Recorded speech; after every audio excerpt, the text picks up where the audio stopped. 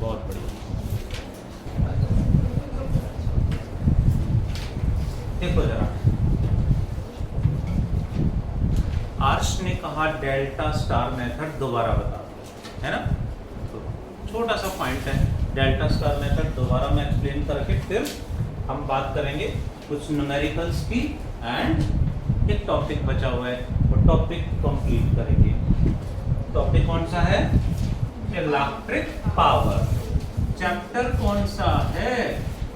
3-12 class. Chapter का नाम current electricity.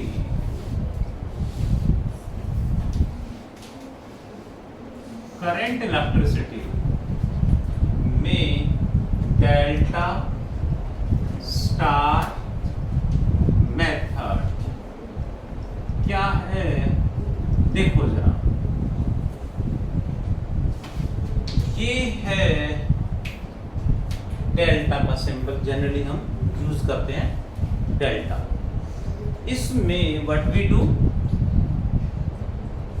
एक साइड को हम हटा देंगे, थर्ड साइड यहां पे है, इसको यहां से रिमूव कर देंगे, एंड जो अदर कॉर्नर बचा उस कॉर्नर पे रख देंगे, ऐसे रख देंगे।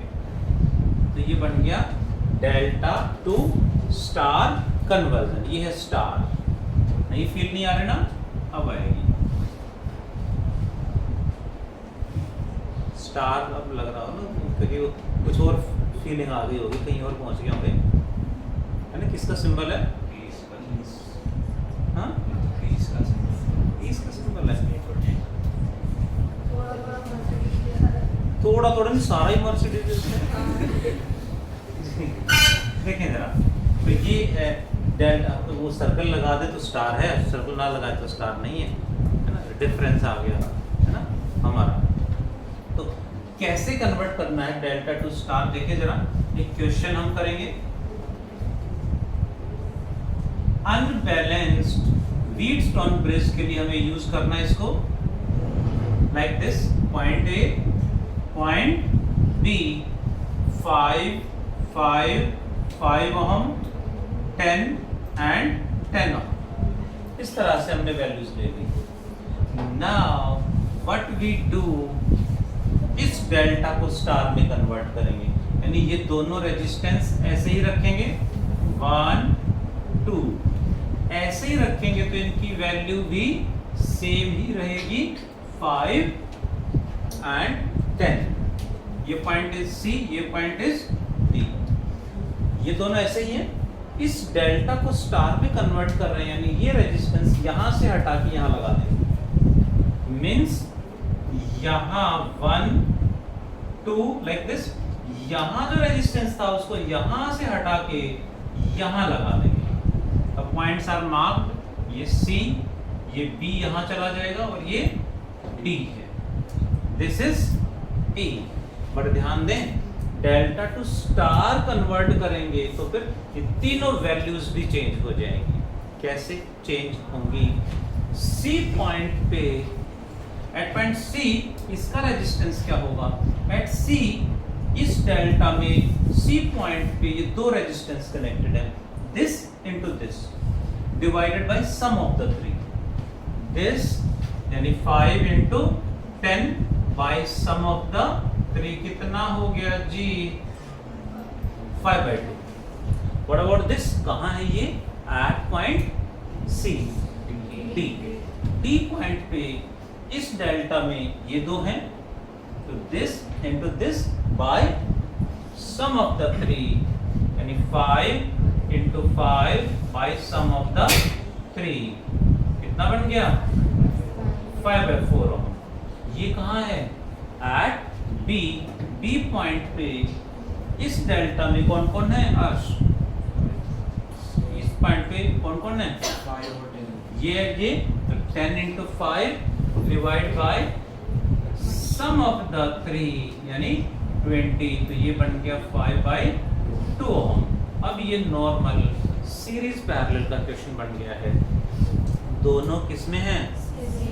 ये दोनों भी सीरीज, टोटल आपस में पैरेलल। पैरेलल एंड जो टोटल आएगा वो इसके साथ सीरीज में बन जाएगा। कर लेंगे श्योर। चलें आगे।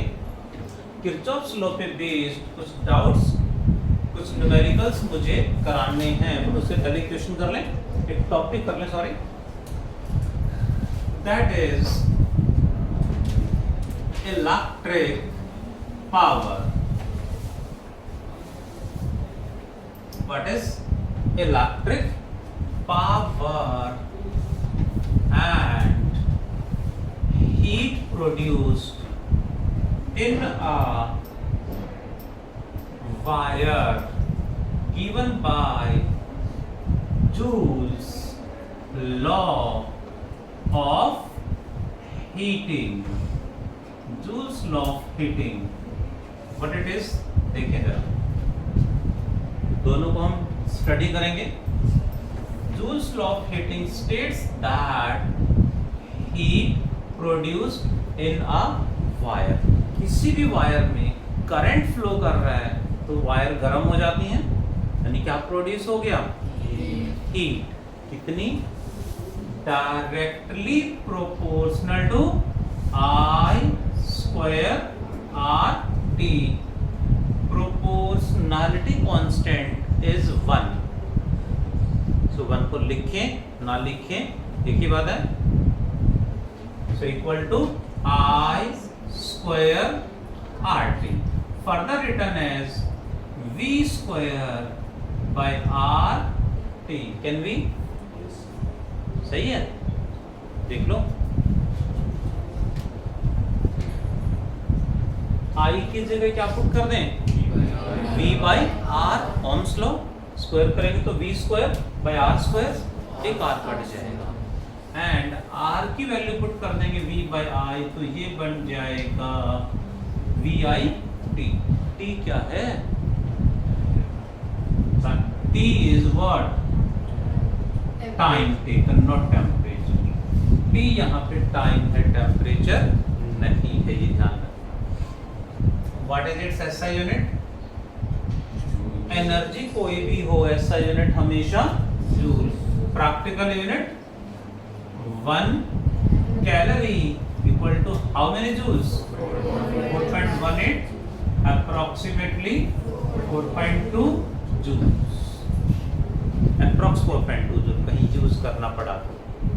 अब ये हीट जो प्रोड्यूस होगी ये किसके इक्वल होगी, आगे क्या काम करेगी वो डिपेंड करेगा क्वेश्चन में।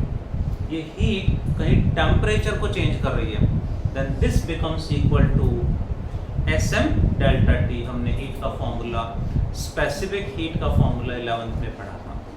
कहीं ये हीट स्टेट चेंज कर रही है, state change means solid to liquid, liquid to vapours, तो वहां पे हीट किसके इक्वल हो जाएगी, लेटेंट हीट का फॉर्मूला था Lm। कहीं भी स्टेट चेंज हो रही है तो हीट इज इक्वल्स टू क्या होगा, Sm डेल्टा T। कब, सॉरी, जब टेम्परेचर चेंज हो रहा है, एंड स्टेट चेंज हो रही है तो हीट का फॉर्मूला क्या होगा जी, Lm में। यहाँ S क्या है, स्पेसिफिक हीट कैपेसिटी, M क्या है, मास, डेल्टा T क्या है, चेंज इन टेम्परेचर। यहाँ L इज लेटेंट हीट। कब यूज करेंगे फॉर्मूला, जब स्टेट चेंज हो रही है। स्टेट चेंज हो रही है, Y square R T equal to L M. H की जगह पे ये आएगा, ये स्टेट को चेंज कर रही है equal to L M, temperature को चेंज कर रही है equals to S M delta T. इससे पता चलेगा कितना टेम्परेचर चेंज होगा, इससे पता चलेगा कितना मटेरियल का स्टेट चेंज हो गया। ये दोनों फॉर्मूले 11th में हमने पढ़े थे। थोड़ा सा मैक्सिमम 1 मार्क में ऐसा रिलेट कर सकते हैं, आ सकता है बोर्ड एग्जाम में क्वेश्चन इतना सा, ठीक है। बेसिक फॉर्मूला है, हमें याद होना चाहिए। What is electric power is rate of consumption of electric energy, rate of consumption of electric energy means we can say electric energy consumed rate का मतलब divide by time. Electric energy consume कितनी हो रही है? I²RT per unit time यानी rate answer becomes I²R further equal to V²R. Aryan, make it correct. Silent please. V² divided by R आएगा, बहुत बढ़िया। And further equals to VI, वही है। डिवाइड बाई T करेंगे तो क्या आएगा? सुनेंगे क्या बचेगा? I²R। यहाँ क्या बचेगा? V² by R। T से डिवाइड करेंगे तो T तो कट जाएगा, यहाँ क्या बचेगा? VI। मतलब दोनों। अच्छा VI नहीं बताओ किसी के पास नहीं VI? इतना पूरा नेटवर्क है। हाँ वोडाफोन आइडिया कंबाइन हो रखे है ना, जॉइंट वेंचर नहीं है। अच्छा चलो ठीक है। कहीं और पहुंचे कुछ बच्चे ना फिजिक्स में घुसे होते हैं, सिर्फ फिजिक्स, बस फिजिक्स, एंटरटेनमेंट के नाम पे महाबोरे है ना। थोड़ा सा इधर चले जाए, सब फिजिक्स से बाहर बात मत करो बस, ठीक है। यही सुना तो होगा, अभी न्यूज़ में ज़्यादा इसलिए चल रहा, कह रहे कि शायद बंद हो जाएगा। हाँ सर, चलिए टॉपिक पे आते हैं। कुछ बच्चे ऐसे देख रहे हैं पता नहीं क्या हो रहा है, इस दुनिया में रहते ही नहीं, इस तरह की बातें तो सुनते ही नहीं है, पता ही नहीं चलता आसपास चल क्या रहा है ना। इंस्टा चलना चाहिए, FB चलना चाहिए, यूट्यूब चलना चाहिए, है ना, गूगल भी चलना चाहिए, बाकी तो हमें कुछ नहीं चाहिए। सिम किसका है, नेटवर्क किसका है, कितने का रिचार्ज है, डजेंट मैटर, है ना। तो स्नैपचैट भी ऑन रखना पड़ता है ना, बंद कर दें तो कॉल आ जाती है। स्नैपचैट को बंद कर रखा है, स्नैपचैट पे लोकेशन शेयर करते हैं ना, तो ट्रैक किस पे करते हैं? स्नैपचैट पे करते हैं ना, ट्रैकिंग होती है ना उसमें। चलो देखें जरा, कुछ बच्चे इतना इनोसेंट है, पता ही नहीं अच्छा ऐसे ट्रैक होता है जी। What is SI unit? Electric energy यानी जूल अपॉन टाइम, जूल पर second known as 1 watt. Symbol is capital W scientist के नाम। What is its practical unit? 1 horse power. कई बार बहुत कम यूज हो रहा है आजकल, तो इसका ट्रेंड और धीरे धीरे आउटडेटेड होता जा रहा है, बट फिर भी पता होना चाहिए। 1 horse power equals to how many watts? 746 watt. One more there is. What do you mean by efficiency? ईटा से रिप्रेजेंट करेंगे, सिंबल से रिप्रेजेंट करेंगे, सिंबल को क्या बोलेंगे? ईटा। क्या होती है efficiency? Output by input, output power upon input power. Percentage कह दें तो into 100%। Like efficiency of a fan is 70%। Example ले रहा हूँ, एफिशिएंसी इज 70%, मींस इनपुट क्या मिल रहा है फैन को? Electric energy. आउटपुट क्या है? Kinetic energy. फैन में क्या चाहिए होता हमें? Kinetic energy. जितना ज्यादा घूमेगा उतने ज्यादा एयर स्प्रेड करेगी, एयर ब्लो करेगी। तो इनपुट कौन है? Electric energy. आउटपुट कौन है? Kinetic energy. लेकिन एफिशिएंसी 70% है। इट मींस कि जितना इनपुट देते हैं उसमें से सिर्फ 70% ही काइनेटिक एनर्जी में कन्वर्ट हो रही है। 30% कहाँ गई? फैन गर्म हो जाता है ना। वो हीट फैन में तो नहीं चाहिए थी, फैन में हीट क्या हो गई? वेस्ट। क्योंकि फैन में हमें हीट एनर्जी चाहिए नहीं, तो फैन में हीट एनर्जी हमारे लिए क्या है? वेस्टेज। वही हम बात करें heater, you know electric heater. तो इलेक्ट्रिक हीटर में इनपुट क्या है? Electric energy. आउटपुट क्या है? Heat energy. बट आप देखते हो हीटर, यू नो, सुना है ना, इसमें जो कॉइल होती है वो शाइन करती है, उसमें से लाइट कलर दिखता है ना हमें, मतलब लाइट एनर्जी भी आ रही है। बट हीटर में हमें लाइट तो चाहिए ही नहीं, हमें तो हीट चाहिए। तो उसमें जितने भी इलेक्ट्रिक एनर्जी लाइट के फॉर्म में कन्वर्ट हो रही है वो वेस्टेज ऑफ एनर्जी हो गया हमारा। क्योंकि हीटर में क्या चाहिए, आउटपुट, हीट, तो वहाँ पे हीट क्या है, आउटपुट, और फैन में हीट क्या है, वेस्ट। तो हम हर जगह अपना फायदा देखते हैं कि हमें क्या चाहिए, जो चाहिए वो आउटपुट है, जो नहीं चाहिए वो वेस्ट। हालांकि एनर्जी तो वेस्ट नहीं हुई ना, फैन में energy can neither be created nor be destroyed. Electric energy आई, कुछ काइनेटिक एनर्जी में, कुछ हीट एनर्जी में, थोड़ी थोड़ी साउंड भी आ जाती है ना, वो भी साउंड एनर्जी है। तो एनर्जी तो कंजर्व्ड है, बट हमें फैन में काइनेटिक एनर्जी चाहिए थी, तो बाकी जो अदर फॉर्म है वो wastage of energy. Heat energy waste है फैन में हीट नहीं चाहिए ना हमें, तो यहाँ पे वेस्ट है। You know, bulb, LED, light भी गर्म हो जाती है। अब बल्ब में, लाइट में हमें हीट चाहिए, नो, क्या चाहिए, लाइट, रेडिएशन। तो जितनी हीट प्रोड्यूस हुई वहां पे वो हीट क्या होगी, वेस्ट। हीटर में हीट क्या होगी, आउटपुट। हीटर में जो लाइट एनर्जी आ रही है, जिसमें कलर दिखाई दे रहे हैं, रेडिएशन दिखाई दे रही है, वो क्या, वेस्ट। तो हम अपने अकॉर्डिंग हमें यहाँ कौन सा आउटपुट चाहिए, कौन सी एनर्जी चाहिए, वो आउटपुट है, बाकी सब वेस्ट। चले आगे। दैट इज एक और पॉइंट यहाँ पे यूज करेंगे, that is electric energy use कर लेते हैं। इलेक्ट्रिक एनर्जी का फॉर्मूला क्या होना चाहिए, power into time. Electric energy is what, power multiplied by time, यानी फॉर्मूला तो वही सेम रहेगा, आई स्क्वायर आर टी या V square by R T या वी आई टी।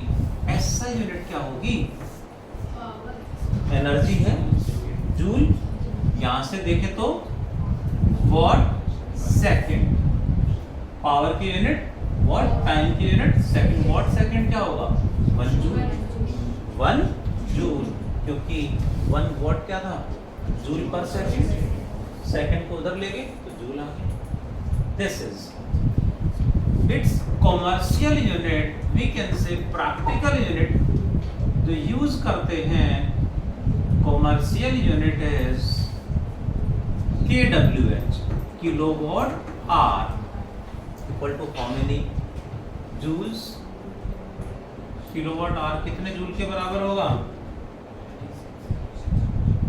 36 into 10 की power 5 joule.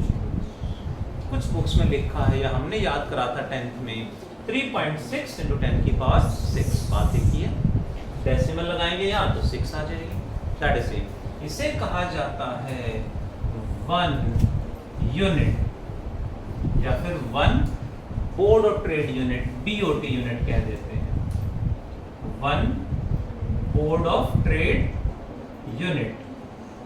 Board of trade unit means जो घरों में इलेक्ट्रिसिटी बिल आता है 36 लाख जूल इलेक्ट्रिसिटी कंज्यूम करने के बाद 1 यूनिट निकलता है, जिसकी कॉस्ट कितनी है,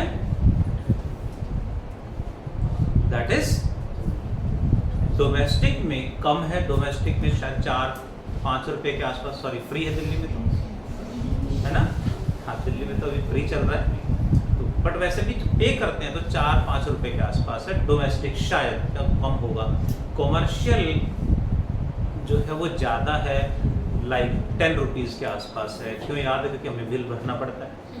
आप लोग फ्री की बिजली यूज़ करते हो, पैसे कौन देता है उस बिल के, हम लोग, गवर्नमेंट नहीं देती। जो कॉमर्शियल वाले उनके रेट बढ़ा दिए, कुछ लोग तो तार डाल लेते हैं, है ना जी।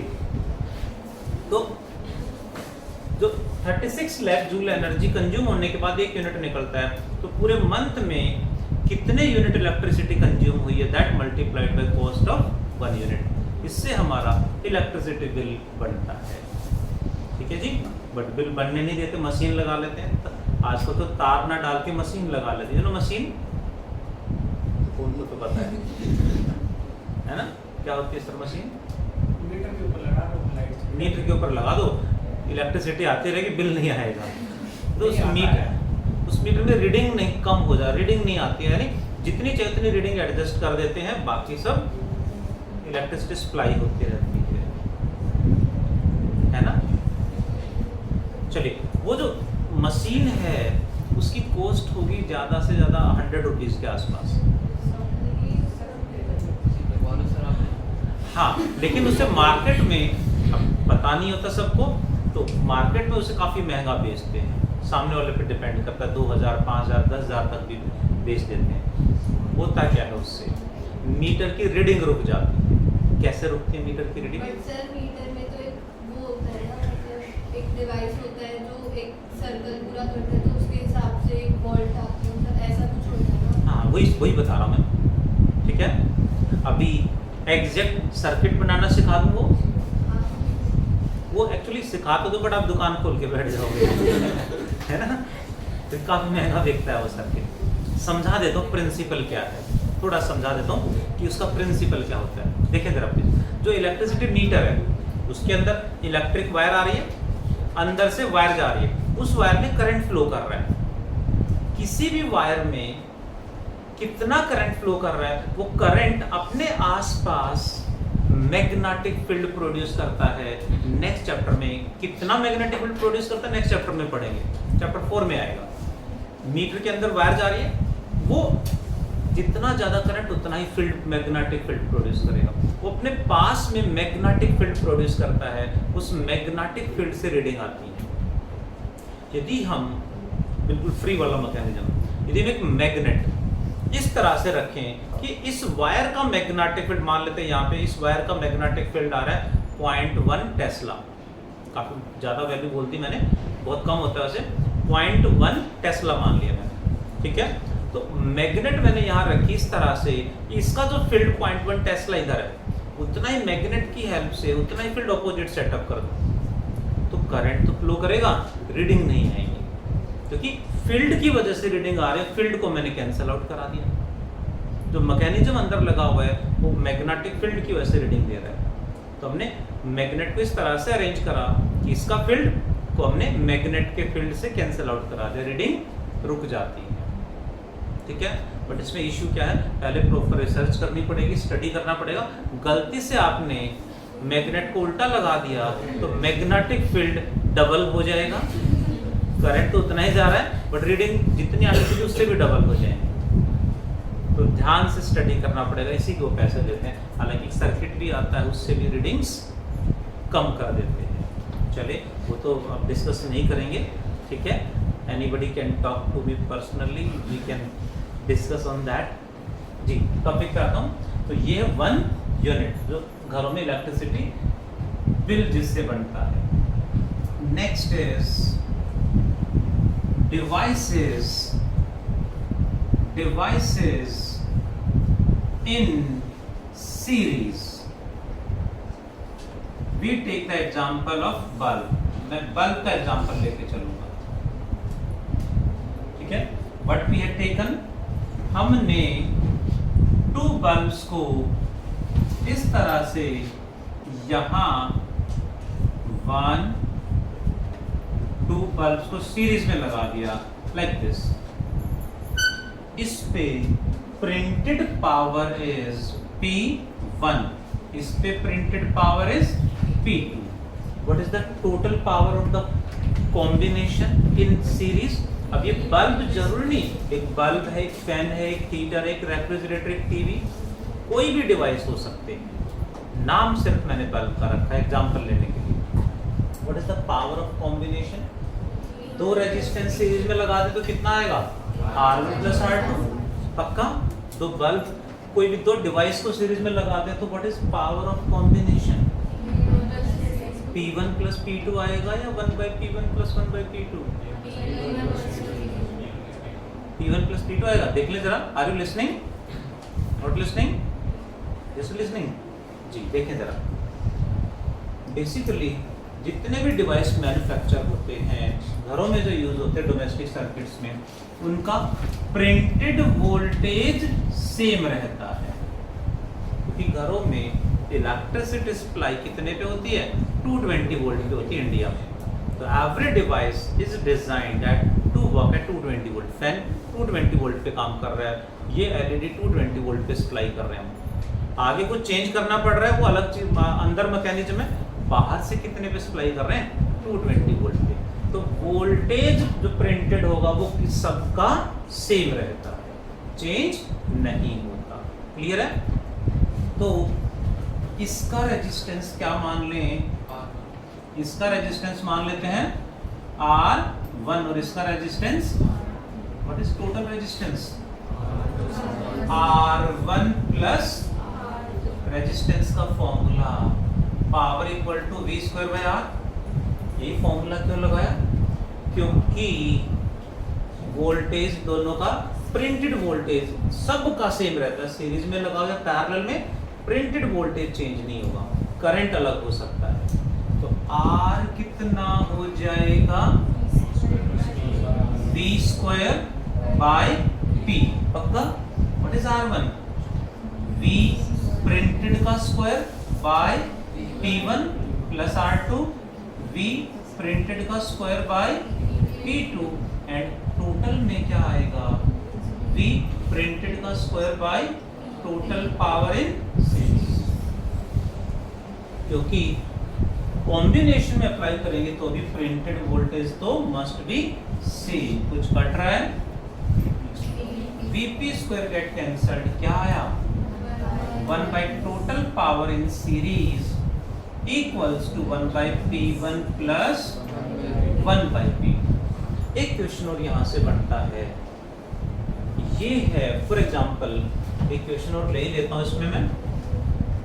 फर्स्ट बल्ब पे लिखा है 100 वॉट 220 वोल्ट। सेकंड बल्ब पे प्रिंटेड है 60 what 220 volt connected in series with 220 volt, क्योंकि सप्लाई तो वही होगा। Which one bulb glow brighter? कौन सा ब्राइटर ग्लो करेगा? किसकी ब्राइटनेस ज्यादा होगी? 100 वॉट या 60 वॉट? दोनों सेम ही ग्लो करेंगे। घरों में बल्ब एलईडी लेके आते हो, आजकल तो बल्ब की जगह एलईडी आते हैं, है ना? तो क्या बोल के लेके आते हो? 5 वॉट का, 7 वॉट का, 20 वॉट का। तो किसकी ब्राइटनेस ज्यादा होगी? उसकी पावर ज्यादा होगी, उसकी ब्राइटनेस ज्यादा होगी। यहाँ पावर किसकी ज्यादा है? 100 वॉट या 60 वॉट? 100 वॉट की। तो ये ब्राइटर ग्लो करना चाहिए था, राइट? बट क्या ग्लो करेगा? समझते हैं जरा। इसका रेजिस्टेंस R1, इसका रेजिस्टेंस, हाँ जी, R का फॉर्मूला कौन सा लगाओगे? V square by P। Clear है? ठीक है। एंड नेक्स्ट, ब्राइटनेस किसकी ज्यादा होगी? यानी पावर कंजम्पशन किसका ज्यादा होगा? कैसे निकालोगे? पावर कंजम्पशन के लिए कौन सा फॉर्मूला लगाएं? कई बार बच्चे बोलते हैं सर ये तो मैं मजाक कर रहे हो, यहाँ ये लगा दिया, ये लगा दिया, कैसे पता चलेगा? रेजिस्टेंस कैलकुलेट करना है तो हमेशा यही लगेगा, क्योंकि किसी भी डिवाइस पे printed values V and P होंगी। तो रेजिस्टेंस कैलकुलेट करने के लिए फॉर्मूला यही लगेगा। अब पावर कंजम्पशन के लिए ये क्यों लगा? ये V स्क्वायर बाय R क्यों नहीं लगाया? दे आर इन सीरीज और पैरेलल। सीरीज में क्या सेम होता है? करंट या वोल्टेज? सीरीज में करंट सेम होता है। इसमें ज्यादा करंट होगा? फर्स्ट में, सेकंड में? सीरीज में करंट तो सेम रहता है, करंट सेम रहता है, इसलिए I स्क्वायर R लगाया। तो डायरेक्टली प्रोपोर्शनल टू R। यहां से देखें तो प्रिंटेड वोल्टेज किसका ज्यादा? प्रिंटेड वोल्टेज तो कभी चेंज होता ही नहीं, सबका, ये सबका सेम होगा। Inversely proportional to printed power, R inversely proportional to printed power.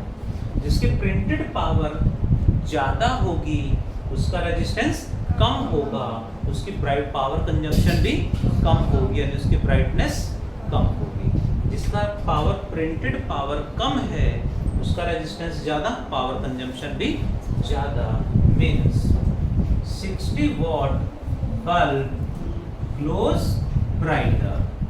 क्योंकि डेली लाइफ में तो ऐसा नहीं होता, क्योंकि डेली लाइफ में every device is connected in parallel in domestic circuits. लेकिन क्वेश्चन तो बन सकता है ना सीरीज वाला, तो दैट इज ऐसे पैरेलल में लगाएंगे तो फॉर्मूला यहाँ चेंज होगा या यहाँ चेंज होगा, ये तो सेम रहेगा, ये कभी चेंज नहीं होगा। यहाँ चेंज होगा पैरेलल में, क्यों? क्योंकि पैरेलल में करंट डिवाइड होता है, वोल्टेज सेम रहता है। सेम वोल्टेज रहेगा तो वोल्टेज वाला फॉर्मूला लगाना पड़ेगा। ठीक है, करेंगे वो भी अभी topic. Do complete fast everyone, ये नोट डाउन करना है, डू फास्ट। अभी रक्षित को नेपाली कह रहा था, बताओ आपको आज पता चला है? देखिए जरा please please please. Power of combination, are you listening? Power of combination in series कैसे होंगे? जैसे कैपेसिटर सीरीज में, ऐसे ही power capacitor and power same है। कैपेसिटर भी सीरीज में ऐसे ही था ना, 1/c = 1/c 1 + 1/c, या रेजिस्टेंस का उल्टा है। अब इससे आइडिया तो हो गया होगा। डिवाइस से इन पैरेलल में क्या आएगा, डायरेक्ट आ जाएगा T1 + T2 कैपेसिटर की तरह, बट कैसे आएगा थोड़ा सा हम सीखेंगे, इसको करेंगे उसके बाद। ये क्लियर है? Which one bulb glow brighter? Clear? Series में जिसकी पावर प्रिंटेड पावर कम है वो ज्यादा ब्राइटनेस देगा, ग्लोस ब्राइटर। क्यों होगा ऐसा? क्योंकि रेजिस्टेंस के लिए फॉर्मूला हमेशा ही ये रहेगा। ठीक है, रेजिस्टेंस के लिए यही रहेगा, हमेशा चेंज नहीं होगा। बाकी पावर कंजम्पशन के लिए I²R V²/R, एंड तीसरा फॉर्मूला क्या था?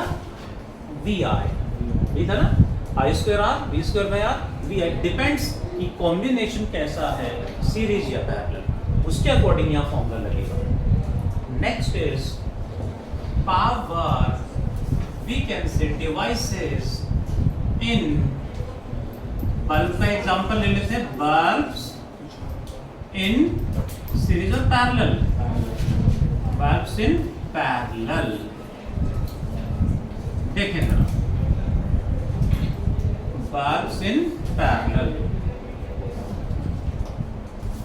That is correct sir. One device यानी bulb, one more device connected in parallel like this and connected with a battery of V volt. इस पे printed voltage V, power P2, इसका printed voltage V, power P1। printed voltage सबका same रहता है, वो change नहीं होता। पक्का? इसका रेजिस्टेंस क्या मान लें? R1, इसका resistance R2। What is the formula for resistance? हमेशा यही रहेगा।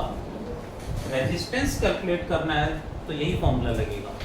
Next is what is the resistance of combination? 1/R = 1/R1 + 1/1 what is R1? क्या चेंज आएगा नाउ? V1² P1। हाँ बोल रहे हो? करेक्शन की नीड है ना। देखिए जरा, V1 नहीं, क्या आएगा? V² आएगा, क्योंकि V तो सेम रहेगा, और यहाँ क्या आएगा? 1/V² T2 ऊपर जाएगा, यहाँ पे 1/V² total power in parallel. Total power कुछ कट रहा है? Total power in parallel equals to P1 + P2, direct add होंगे। सेम क्वेश्चन रिपीट करें लास्ट वाला, विच बल्ब ग्लो ब्राइटर, 2 बल्ब्स हैं 1 2, देखें जरा प्लीज, 60 वॉट 220 वोल्ट, ये 100 वॉट 220 वोल्ट कनेक्टेड विद कितना वोल्ट, 220 वोल्ट पे ही तो कनेक्ट करेंगे जी। अब कैसे निकालें, पावर कंजम्पशन का फॉर्मूला कौन सा लगेगा, पावर कंजम्पशन का formula will be V square by sure, क्योंकि पैरेलल में वोल्टेज सेम रहता है, तो power consumption is inversely proportional to resistance. Resistance कैसे निकालेंगे यश, सेम फॉर्मूला है I square R, V square by P, V तो सेम है सबका, यानी resistance is inversely proportional to printed power. इसका इनवर्स क्या होगा, ऊपर आ जाएगा, जिसकी प्रिंटेड पावर ज्यादा है उसका रेजिस्टेंस कम है, वो ज्यादा पावर कंज्यूम करेगा, यानी ज्यादा ग्लो करेगा। यानी 100 watt bulb glows brighter, that is. इस तरह का क्वेश्चन अक्सर एग्जाम में आ जाता है। पावर ऑफ कॉम्बिनेशन एग्जाम में पूछ लेते हैं, कौन ब्राइटर ग्लो करेगा, ऐसे क्वेश्चंस अक्सर हमें एग्जाम्स में देखने को मिलते हैं। Do complete fast everyone, till that let me mention क्या, HW, सॉरी आज तो HW नहीं, हॉलीडे होमवर्क देना ना, 1 वीक का हॉलीडे है ना,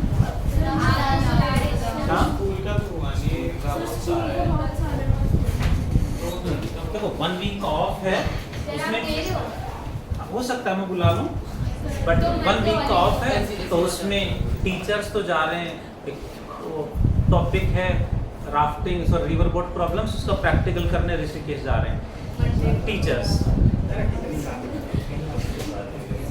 तो अब आप में से भी कोई इंटरेस्टेड है, यू आर वेलकम। हाँ सही में फ्री में, दिल्ली वाले हैं ना,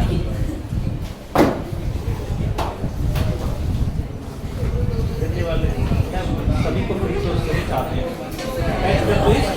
79 to 80 E।